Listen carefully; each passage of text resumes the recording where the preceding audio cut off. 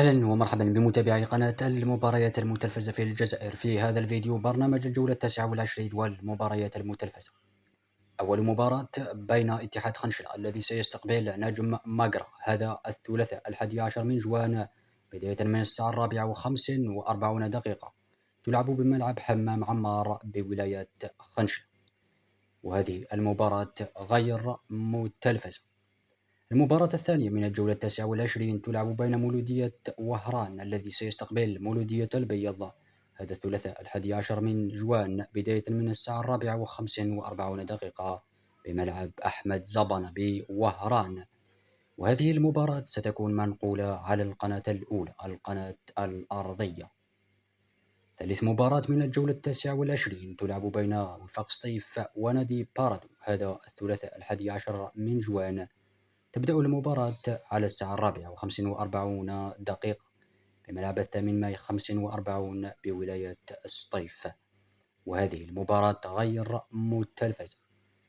رابع مباراة من الجولة 29 تلعب بين شباب الوزداد الذي سيستقبل أولمبي شلف، هذا الثلاثاء بداية من الساعة 4:45، وهذه المباراة ستكون منقولة على القناة الثانية، قناة الجيري. خامس مباراة من الجولة 29 تلعب بين اتحاد العاصمة الذي سيستقبل اتحاد وادي السوف، هذا الثلاثاء 11 من جوان بداية من الساعة 4:45، وهذه المباراة غير متلفزة. سادس مباراة من الجولة 29 تلعب بين شبيبة القبائل الذي سيستقبل شبيبة الثور، هذا الثلاثاء 11 من جوان بداية من الساعة 4:45 بملعب أول نوفمبر بتيزي وزو، وهذه المباراة غير متلفزة، ستكون منقولة على قناة اليوتيوب لشبيبة القبائل.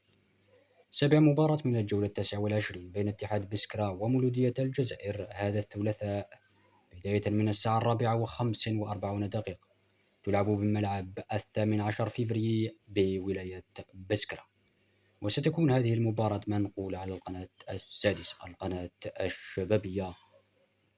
وثامن مباراة وآخرها عن الجولة 29 تلعب بين نجم بن عكنون الذي سيستقبل شباب قسنطين، هذا الثلاثاء بداية من الساعة 4:45 تلعب بملعب 20 أوت 55 بالعاصمة، وستكون منقولة على قناة اليوتيوب للتلفزيون الجزائري وبسبورة.